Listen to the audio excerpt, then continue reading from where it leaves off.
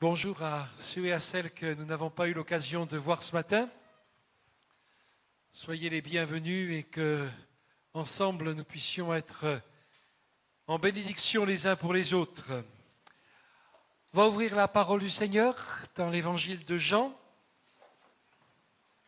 pour essayer de répondre à cette question: pourquoi Jésus est-il venu?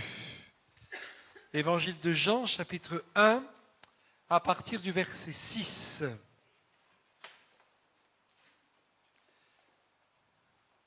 Premier chapitre de l'évangile de Jean, au verset 6.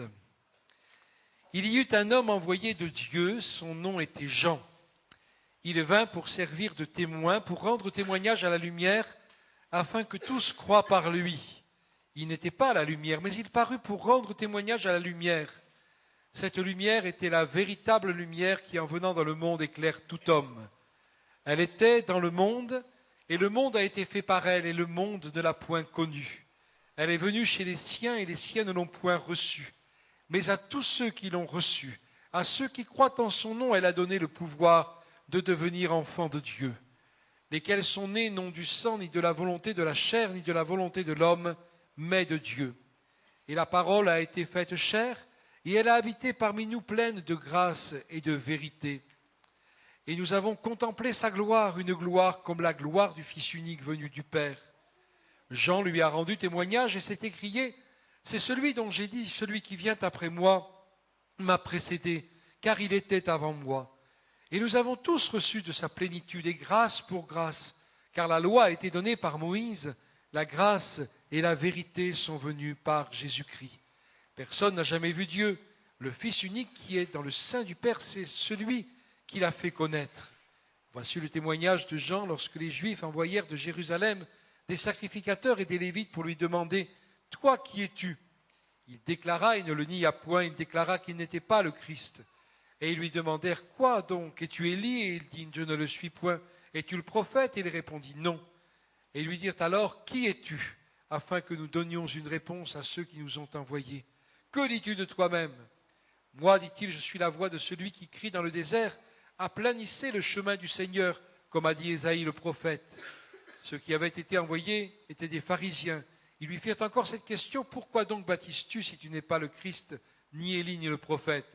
Jean leur répondit: moi, je baptise d'eau, mais au milieu de vous, il y a quelqu'un que vous ne connaissez pas, qui vient après moi. Je ne suis pas digne de délier la courroie de ses souliers. Ces choses se passèrent à Béthanie, au-delà du Jourdain, où Jean baptisait. Le lendemain, il vit Jésus venant à lui et il dit: « Voici l'agneau de Dieu qui ôte le péché du monde. C'est celui dont j'ai dit: après moi vient un homme qui m'a précédé, car il était avant moi. Je ne le connaissais pas, mais c'est afin qu'il soit manifesté à Israël que je suis venu baptiser d'eau. » Jean rendit ce témoignage: « J'ai vu l'Esprit descendre du ciel comme une colombe et s'arrêter sur lui. Je ne le connaissais pas, mais celui qui m'a envoyé baptiser d'eau, celui-là m'a dit: celui sur qui tu verras l'Esprit descendre et s'arrêter, c'est celui qui baptise du Saint-Esprit. Et j'ai vu et j'ai rendu témoignage qu'il est le Fils de Dieu. Amen. » Et il y en a beaucoup dans ce lieu qui pourraient se lever et rendre le même témoignage, parce que quand concrètement dans nos vies, nous avons vu l'action du Seigneur qui s'est penché sur nous, qui s'est intéressé à notre quotidien, qui nous a secourus dans nos besoins, qui nous a montré sa grâce et qui, bien oui, nous savons aujourd'hui pourquoi Jésus est venu et nous avons laissé le soin au Seigneur d'agir dans nos vies et de se révéler à nous. Dieu était de toute éternité, Jésus était de toute éternité auprès de Dieu et il était Dieu lui-même, mais Dieu qui vient au milieu des hommes. Amen. Et nous allons relever quelques détails de ce texte que nous avons lu ensemble pour justement répondre à cette question. Jésus est venu d'abord au verset 9 pour nous éclairer. Il était la lumière est venue chez les siens. Il est venu pour nous éclairer, pour nous délivrer de nos ténèbres. Est-ce que vous savez que nous avons tous besoin d'être éclairés et d'être délivrés de nos ténèbres? Nous avons besoin que Dieu nous montre d'une part qui nous sommes, ce qu'il pense de nous. Et puis nous avons besoin aussi qu'il nous montre qui il est, et comment venir à lui. Alors bien sûr, quand Dieu nous montre qui nous sommes, ce n'est pas très agréable. La Bible est comparée à un miroir dans lequel nous pouvons voir non pas notre visage, mais notre être intérieur. Et quand je lis dans la Bible que mon cœur, je ne parle pas du vôtre, je parle du mien, je ferme les yeux, je ne vous regarde pas. Mon cœur, il est tortueux et même il est méchant par-dessus tout. Où? Qu'est-ce que tu me dis là, Seigneur? Et puis, Seigneur me donne quelques détails, il agit dans mon cœur, dans ma vie, et puis je n'ai pas besoin de réfléchir bien longtemps pour dire oui, c'est vrai, Seigneur. Oui, c'est vrai, Seigneur. Si je ne suis pas allé dans tel travers, dans tel crime, dans tel chemin difficile, dans telle inclinaison de cœur ou inclination de cœur pour faire tel ou tel mal, c'est parce que tu m'as préservé, c'est parce que je n'ai pas été placé dans des circonstances telles que j'aurais commis l'irréparable. Alors je te remercie, Seigneur, mais je reconnais que, en étant honnête devant toi, en étant honnête envers moi-même, j'ai bien besoin que tu viennes, que tu interviennes dans ma vie, que tu me changes, que tu me pardonnes et que tu me donnes la vie. Amen. Et puis, et c'est cela qui est important, parce qu'en même temps que Dieu me révèle, que Dieu m'a révélé que j'étais, à cause de mes erreurs, à cause de ma mauvaise nature, à cause de mon cœur mauvais, à cause des fautes que j'ai commises, de ce que la Bible appelle le péché, j'étais séparé de lui, j'étais condamné par sa justice, par sa perfection, mais en même temps, la lumière de Dieu qui vient ne me laisse pas par terre avec ma misère, avec ma perdition, avec mes impossibilités, avec mes faiblesses, avec mes limites. Mais la lumière de Dieu me dit, mais regarde qui est Dieu et qui il veut être pour toi. Et nous allons détailler dans les autres réponses à notre question ce que Jésus a accompli sur la croix du Calvaire. Mais je ne veux pas anticiper sur ce point. Oui, regarde, viens vers le Seigneur, remets-lui ta vie, laisse-le t'éclairer, laisse-le te montrer qui il est, lui. Oui, j'ai bien besoin que tu me délivres, Seigneur, parce que si la lumière de Dieu agit dans ce monde, il faut bien reconnaître que les ténèbres aussi agissent dans ce monde. Et je sais que ces temps derniers, à Libourne, nous avons eu affaire avec des personnes qui elles-mêmes nous demandent secours et prière. Le secours, il se trouve auprès du Seigneur, parce qu'elles ont dans leur entourage, dans leur vie, dans leur maison même, des manifestations ténébreuses qui les maintiennent dans la crainte et dans l'esclavage. Mais Dieu est celui qui libère. Alléluia. Est-ce que, je vous pose la question, est-ce que vous voulez vous laisser éclairer? Amen. Alors j'aurais pu prendre cette image, j'aime bien la prendre d'ailleurs, quand on est, je ne sais pas, un mécano par exemple. Quand vous allez au garage, bon c'est vrai qu'aujourd'hui avec l'électronique, les ceci, les cela, il y a peut-être moins de cambouis. Certains se mettent moins les mains dans le cambouis. Mais enfin en général, il n'y a pas trop de possibilité de ne pas se salir dans les garages. Puis dès qu'on bricole, dès qu'on fait quoi que ce soit, surtout s'il fait chaud, on transpire et c'est pas agréable. Mais si on rentre le soir tard, bon, ben, personne ne voit, soi-même on ne voit pas, et puis il suffit qu'on passe sous un lampadaire. Ah bon, ben vivement que je rentre pour prendre une bonne douche. Hein. Ben oui. Alors c'est vrai qu'on peut rester comme on est, on peut se contenter de ce qu'on est, on peut se contenter de ce qu'on a, on peut se contenter de la vie telle qu'elle nous a formés, pétris jusqu'à aujourd'hui, et puis dire tout va bien. Ou alors on peut se laisser éclairer, et dire Seigneur, par ta parole, éclaire-moi. Et montre-moi que tout ne va pas si bien. Montre-moi qu'il y a, entre guillemets, une bonne douche à prendre. Montre-moi que j'ai besoin de toi. Et montre-moi que toi, tu peux me laver et me purifier. Amen. Au verset 12, il est dit à tous ceux qui l'ont reçu, cette lumière, Jésus, elle a donné le pouvoir de devenir enfants de Dieu. Jésus est venu pour faire de nous des enfants de Dieu. Quelqu'un va me dire, mais nous ne sommes pas tous enfants de Dieu? Non. Nous sommes tous des créatures de Dieu. Dieu est notre créateur. Il nous a formés. Il nous a tirés. Il a tiré l'homme et la femme de la poussière de la terre. Et il nous a formés dans le sein maternel. Nous sommes ces créatures, mais nous avons besoin de rencontrer Dieu, de connaître Dieu et d'accepter Dieu comme notre Père, comme un Père qui est digne de ce nom, comme un vrai Père.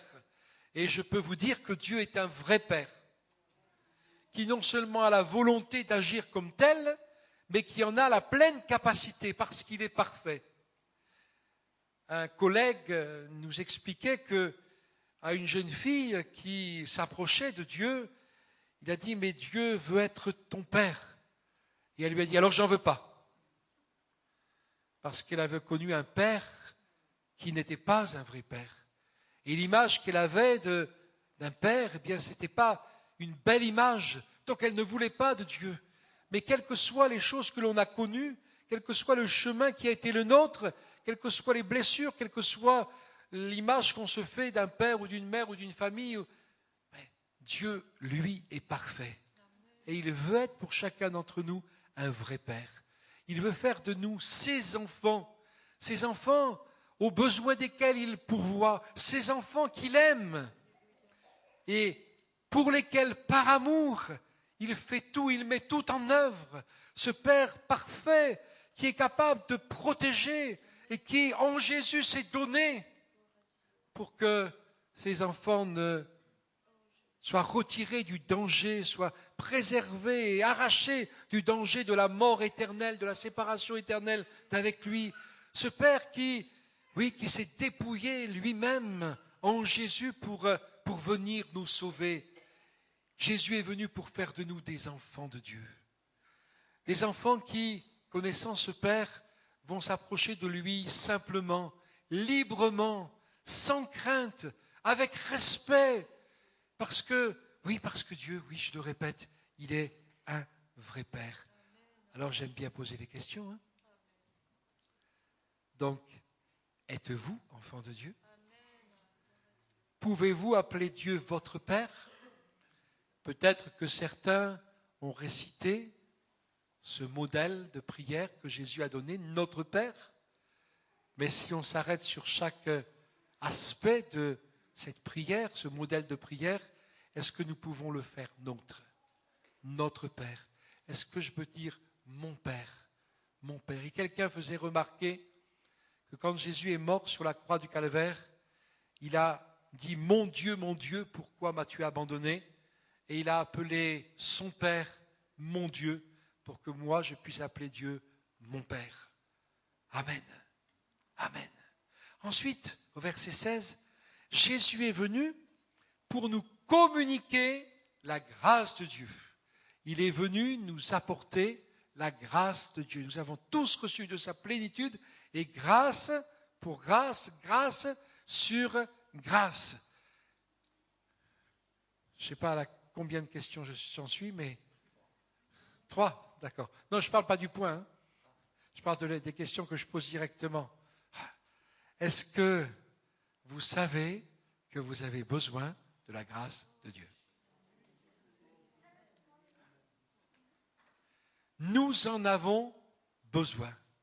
Parce que sans la grâce de Dieu, rien n'est possible. Sans la grâce de Dieu, tout le reste que nous avons vu et que nous allons voir, ça n'est pas possible. Sans la grâce de Dieu, nous sommes encore perdus. Il n'y a pas de possibilité de nous en sortir. Il n'y a pas de possibilité d'avoir des assurances pour l'éternité. Il n'y a pas de possibilité d'être délivré du mal qui nous entraîne à faire le mal. Il n'y a pas de possibilité d'être changé, transformé. Il n'y a pas de possibilité, il n'y a pas d'issue possible à nos problèmes, à nos difficultés, à nos souffrances, à nos combats, à nos questionnements, à nos frustrations. Il n'y a pas de possibilité. Mais Dieu, en Jésus, est venu nous faire grâce. Amen. Nous en avons besoin. Je suis né à 40 kilomètres d'une ville qui s'appelle La Palisse. Vous avez sans doute entendu parler de Monsieur de La Palisse. Je dis cela parce que ce que je vais dire, juste une petite explication historique, vous saurez comme ça, parce que moi je l'ai appris aussi. Monsieur de La Palisse, on lui faisait dire la palissade. Hein. Un quart d'heure avant sa mort, il était encore en vie. Mais j'ai appris qu'on a transformé la phrase. C'était un homme qui était, comment dire, qui avait certaines capacités, certaines qualités, dont la compagnie était agréable. Et en réalité, on disait de lui, un quart d'heure avant sa mort, il faisait encore envie.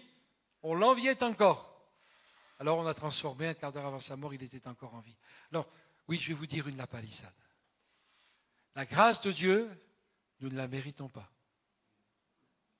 Une grâce, par définition, c'est quelque chose que l'on ne mérite pas. Nous ne pouvons rien mériter de la part de Dieu.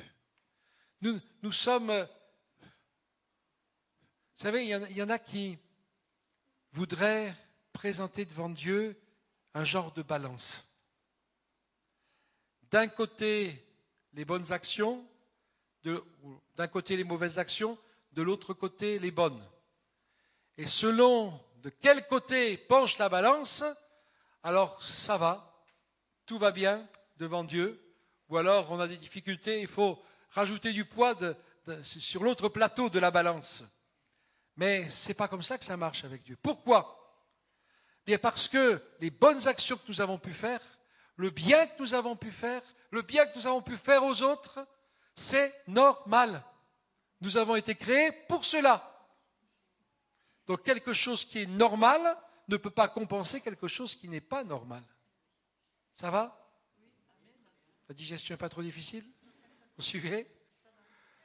Parfois je me dis, heureusement que je suis sur l'estrade, parce que sur la chaise c'est plus difficile. Mais oui, la grâce de Dieu, nous ne la méritons pas, mais Dieu veut nous l'accorder pleinement. Alléluia. Parfois, certains condamnés, ils attendent la grâce présidentielle, mais c'est hypothétique, ils ne savent pas. C'est-à-dire que la grâce de Dieu, elle est réservée à tout le monde. Tous ceux qui la veulent, tous ceux qui veulent y croire, ceux qui veulent continuer à mériter, eh bien, ils ne connaîtront jamais la grâce de Dieu. Et à cause de cela, ils ne connaîtront jamais Dieu comme un Père, ni la délivrance, ni le salut de Dieu, ni l'éternité auprès du Seigneur. Ceux qui veulent continuer à faire leurs efforts pour être sauvés, eh bien, ils continueront à faire leurs efforts, mais ils ne seront jamais sauvés. Ils ne recevront jamais l'assurance du salut de leur âme. Mais si nous acceptons la grâce de Dieu, elle est pleinement suffisante pour tous les domaines de notre vie. Elle est pleinement suffisante, oui, pour nous sauver, pour nous délivrer et pour nous donner de vivre en étant bien dans notre peau. Amen. Pourquoi Jésus est-il venu ? 4e point, verset 17. Il est venu pour nous annoncer la vérité. Aïe, aïe, aïe, j'ai lâché un grand mot là. Mais qui êtes-vous, monsieur, pour me dire ce qu'est la vérité ? Qui êtes-vous, monsieur, pour prétendre avoir la vérité ? Qui êtes-vous, monsieur, pour prétendre qu'il y a la vérité ? Moi, je pense que chacun a sa vérité. Comme on dit que la vérité est relative. Certains disent même la vérité sort de la bouche des enfants, ou toutes les vérités ne sont pas bonnes à dire, etc. Tout ce qu'on peut entendre sur la vérité. Et quand Jésus se trouve devant Pilate et que Pilate dit « Mais qu'est-ce que la vérité ?» Jésus ne lui répond même pas. Pourquoi ? Parce que la vérité, ce n'est pas quelque chose d'implacable, ce n'est pas simplement c'est même pas du tout une doctrine particulière, mais la vérité, c'est d'abord une personne, Jésus. Il dit « Je suis le chemin, la vérité et la vie ».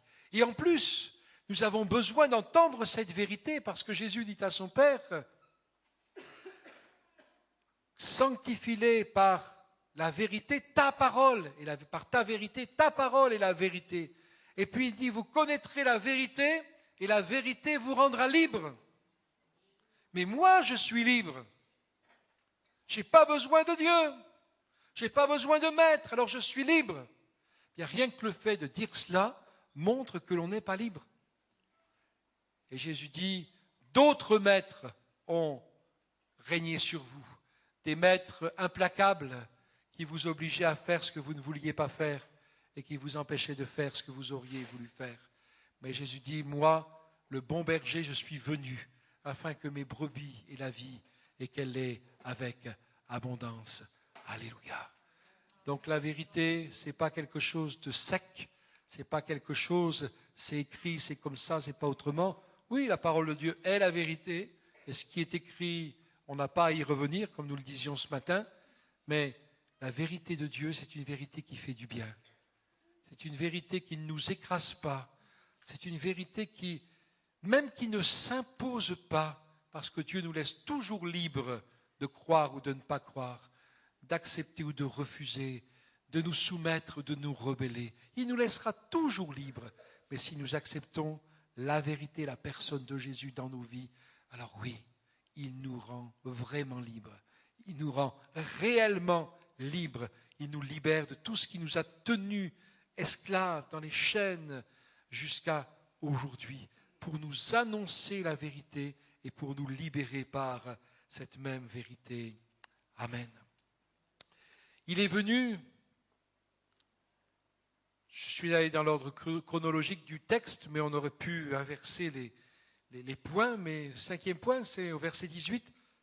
Il est venu pour nous faire connaître Dieu, parce que justement nous ne le connaissions pas. Et sur ma petite feuille, j'ai noté 2 noms de personnes qui ne connaissaient pas Dieu et qui même refusaient le fait de l'existence de Dieu. Ce sont 2 personnes qui aujourd'hui sont pasteurs et qui autrefois n'auraient jamais imaginé ni croire en Dieu, et encore moins le servir et prêcher sa parole.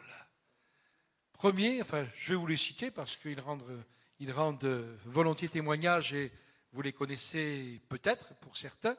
Le premier, c'est notre frère Alain Tournier, qui lui s'était engagé dans le syndicalisme. J'ai absolument rien contre le syndicalisme ni contre les syndicats, mais pour lui, il voulait apporter un peu d'amélioration à la société.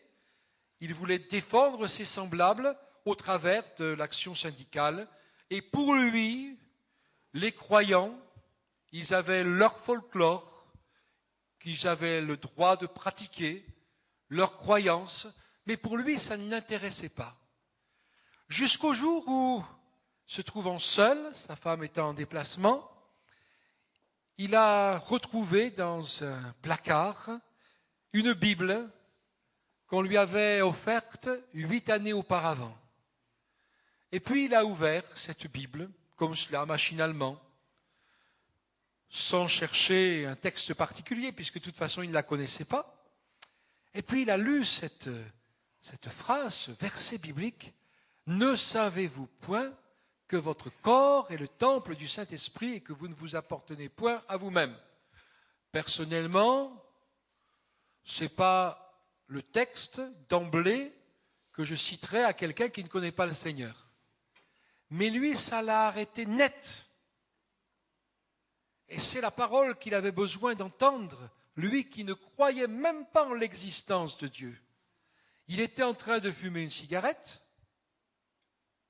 et puis, je ne fais pas une fixation sur la cigarette, mais il est en train de fumer une cigarette, et puis il se dit, mais là, on me propose quelque chose. Il dit, je ne savais pas ce que c'était le Saint-Esprit, mais il comprenait qu'on lui proposait, bon, il était dans l'enseignement, hein, il était instituteur, il avait de la formation, de l'intelligence, de la culture, etc.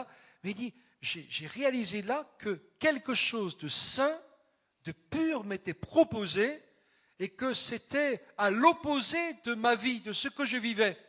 Et il dit, quelque part, cette cigarette que je tenais entre les doigts, c'était l'image, le symbole, le résumé de ma vie qui partait en fumée. Il a écrasé sa cigarette, c'est la dernière qu'il a jamais fumée. Et puis il a cherché. Alors je ne vous raconte pas tout son témoignage parce que ça nous mènerait trop loin dans le temps, mais il a cherché, il a fini par trouver, parce qu'il se disait, il doit y avoir des gens qui ont fait la même expérience que moi, c'est pas possible. Et il a fini par trouver des croyants authentiques auxquels il s'est joint, dans la communauté desquels et la communion desquels il a grandi spirituellement, jusqu'à ce que Dieu l'appelle à le servir. Et c'est ce qu'il fait encore aujourd'hui selon ses moyens, parce qu'il y a quelques années déjà qui se sont accumulés, puis il a quelques problèmes de santé, mais il continue à prêcher l'Évangile. Alléluia. Le deuxième, c'est notre frère Charles Gisquet. Lui aussi, il se disait athée.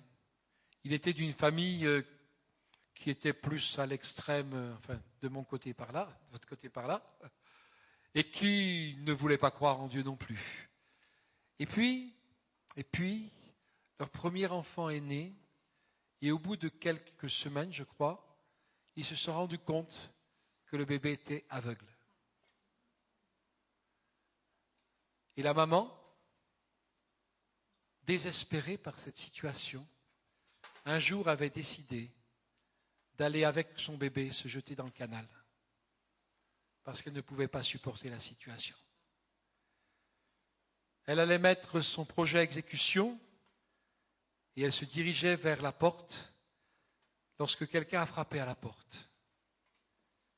Et quand elle a ouvert, elle s'est trouvée devant une dame, déjà d'un certain âge, qui était une de ses voisines, et qui lui a dit, écoutez, je ne sais pas ce qui se passe pour vous, mais Dieu m'a demandé de venir vous parler. Elle lui a rendu témoignage, elle lui a parlé de Jésus. Et elle lui a dit, elle lui a expliqué bien sûr tout ce qui se passait et son désespoir. Elle lui a dit, écoutez, ce soir, quand votre mari rentrera, avec lui, vous priez le Seigneur et vous allez voir le Seigneur agir. Quand son mari est rentré, elle lui a tout expliqué, puis elle lui a dit, viens avec moi. Ils sont allés au pied du berceau. Elle a prié, elle avait une certaine foi. Elle a prié, puis elle dit à son mari, allez maintenant, c'est à toi. Je le vois, notre frère, rendre son témoignage. C'est à toi. C'est à moi. Mais jusqu'à présent, j'ai toujours dit que Dieu n'existait pas. J'ai jamais prié. Mais devant le drame, devant le besoin, devant le chagrin, devant le désespoir, il dit, je ne sais plus exactement quel mot, mais j'ai prononcé quelques mots en disant, Dieu, si tu existes, guéris notre enfant. Et le lendemain matin, quand ils sont allés au réveil de l'enfant, pour la première fois, ils ont vu ses yeux les regarder. Et cet enfant, il s'appelle Bernard et il prêche l'évangile aussi aujourd'hui. Alléluia. Alors bien sûr, nous avons besoin de connaître Dieu. Nous avons besoin de le découvrir. Et même pour ceux qui aiment Dieu, mais sans le connaître vraiment, Dieu veut se révéler à votre cœur. Alléluia. Pour ceux qui veulent de tout leur cœur faire la volonté de Dieu, bien le Seigneur va vous la révéler. Il va vous montrer le chemin qui mène à lui, le chemin qui mène au salut, au fait de devenir enfant de Dieu. Et je termine par là, non, il y a encore un point, mais c'est le plus important, verset 29. Il est venu pour ôter nos péchés. Nous avons parlé de notre condition devant Dieu, de notre perdition, de ces choses dont nous ne pouvons pas nous débarrasser. Il est dit qu'un léopard, il ne peut pas enlever ses taches, un Éthiopien, il ne peut pas changer la couleur de sa peau, et par moi-même, je ne peux pas enlever la noirceur de mon cœur. Mais Jésus le peut. Voici l'agneau de Dieu qui ôte le péché du monde. Le langage biblique, bien sûr, c'est un langage spirituel. La Bible me dit que si je confesse mes péchés à Dieu, il est fidèle et juste pour me les pardonner. Et le sang de Jésus-Christ qui a coulé sur la croix du Calvaire me lave et me purifie de tout péché. Amen. Le pardon de Dieu, c'est un pardon effectif. Je parlais ce matin de certaines circonstances dans lesquelles nous avons du mal, nous, à accorder notre pardon. Mais je sais une chose, c'est que quand je demande pardon à Dieu, lui, il me pardonne. Il a la volonté et le pouvoir de me pardonner. Un jour, alors que Jésus disait à un homme, tes péchés te sont pardonnés, la foule murmurait en disant, mais qui peut pardonner les péchés si ce n'est Dieu? Mais il n'avait pas compris que Jésus était Dieu. Alors oui, il peut pardonner nos péchés. Il est mort à notre place sur la croix. Il a porté nos misères, il a porté nos manquements, il a porté nos péchés, il a porté tout le mal qui peut être dans notre vie, dans notre esprit, dans notre cœur, et le mal que nous avons fait. Il l'a porté, il l'a expié. La Bible nous dit que le salaire du péché, c'est la mort. La séparation éternelle d'avec Dieu. Et Dieu ne pouvant pas supporter le péché, eh bien, au moment où Jésus meurt sur la croix du Calvaire et où il porte nos péchés, Dieu se détourne de lui, et c'est pour cela, comme je le disais tout à l'heure, que Jésus dit, mon Dieu, pourquoi m'as-tu abandonné? L'évangile, c'est une bonne nouvelle. Je ne sais pas si vous aimez les bonnes nouvelles. On en reçoit tellement de mauvaises. Et je dis souvent, à tel point que quand il y a une bonne nouvelle, le journal télévisé commence par celle-là. Puis après, malheureusement, il y a toutes les mauvaises qui suivent. Hein. Mais si vous croyez en la bonne nouvelle, dans le message de l'Évangile, il n'y aura pas de mauvaises nouvelles qui suivront. Oh, ça ne veut pas dire qu'il n'y aura plus de problème, mais ça veut dire que tout ce que Jésus nous promet dans sa parole, il le tient et il l'accomplit dans nos vies. Il est venu pour ôter notre péché, pas pour faire du replâtrage, pas pour passer l'éponge, mais pour arracher la racine de mort, les racines de mort qui sont en nous, et y planter la vie. Ce qui fait que suivre Jésus, ce n'est pas adopter une religion, mais c'est laisser sa vie s'épanouir en nous, laisser sa vie nous transformer et chasser ce qui est de la mort. Oui, Jésus a le pouvoir de pardonner nos péchés, il a le pouvoir d'ôter nos péchés. Amen. Et puis, il y a un 7e point. Je disais tout à l'heure que notre frère Alain Tournier, dans son témoignage, quand il a lu ce texte, il ne savait même pas ce qu'il y avait un Saint-Esprit, ni ce que cela voulait dire. Mais au verset 33, il est écrit que Jésus est venu aussi, c'est lui qui baptise du Saint-Esprit. Il est venu pour nous baptiser du Saint-Esprit. Et je veux m'adresser aux croyants qui peut-être aspirent depuis longtemps, après recevoir cette bénédiction, ce don de Dieu. Le Seigneur nous dit, par la bouche de l'apôtre Pierre, la promesse est pour vous et pour tous ceux qui viendront, qui sont au loin et qui viendront. Ouais. À cette époque-là, l'expression qui sont au loin, ça veut dire au XXIe siècle, dans un avenir lointain. Ah oui. Et nous sommes ceux à qui Dieu a fait la promesse. Et il y en a qui se sont approchés de Dieu, qui se sont donnés à Dieu et qui ont été immédiatement baptisés dans le Saint-Esprit.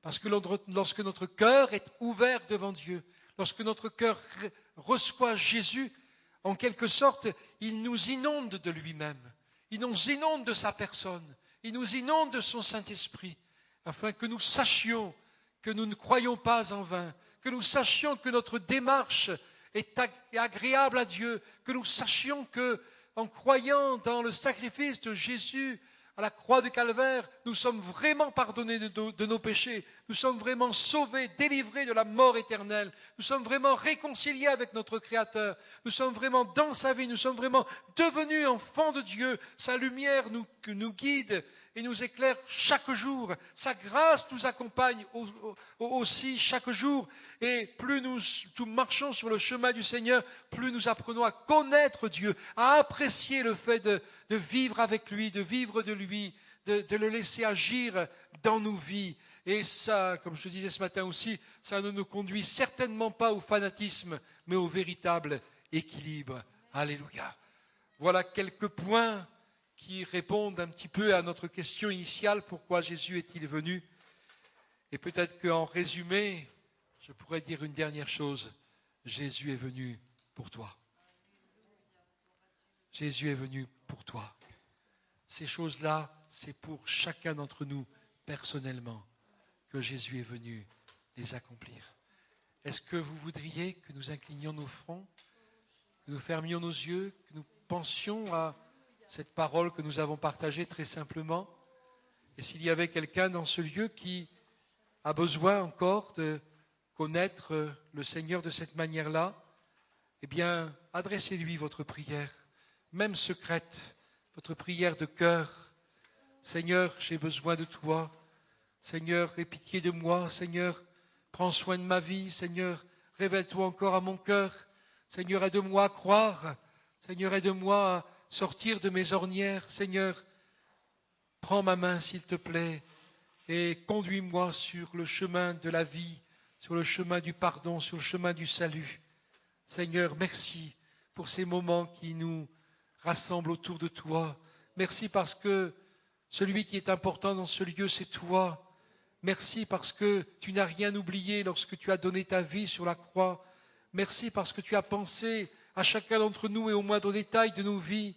Tu connais, Seigneur, les réticences, tu connais les craintes, tu connais les impossibilités, mais tu es venu rendre tout possible, Seigneur. Alors bénis chacun et chacune dans ce lieu cet après-midi et, Seigneur, aide chacun et chacune à continuer à te chercher, Seigneur, à te découvrir. Merci pour ceux qui te connaissent depuis longtemps. Tu te révèles encore davantage. Merci pour ceux qui sont au balbutiement de la foi, parce que tu veux les fortifier, leur donner tout ce dont ils ont besoin pour ne pas lâcher prise, Seigneur, quelles que soient les circonstances ou les paroles qu'ils entendent. Merci, Seigneur, parce que ta grâce, elle est vraie, elle est abondante, elle est pour nous. Merci, Seigneur. Amen. Alléluia, Jésus. Amen. Amen. Si vous avez fait cette prière dans votre cœur, croyez que le Seigneur l'a entendu et croyez qu'il y répond. Amen. Voilà, je laisse la place à mon collègue. On va prier aussi pour ceux qui ont besoin. Merci, Seigneur.